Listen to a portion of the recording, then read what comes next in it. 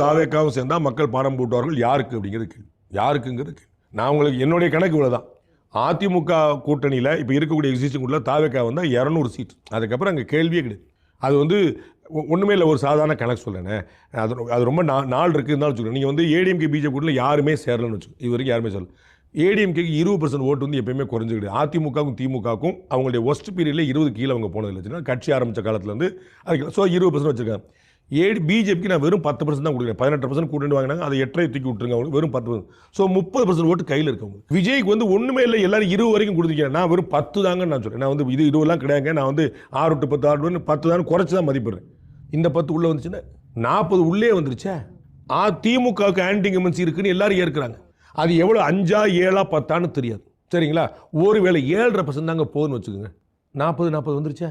47% ஓட்டு வாங்கினவங்க 7% கீழே விழுது. அவங்க 40 இவங்க 40 வந்துட்டாங்களே. இதுக்கு மேலே உங்களுக்கு என்ன வேணும்? ஸோ தாவேக்கா இங்கே உள்ளே வந்துச்சுன்னா கிளியர் ரிசல்ட்டுங்கிற எல்லாருக்கும் தெரியும். வருவாங்களா இல்லையாங்கிற விஜய் தவிர நான் என்னோட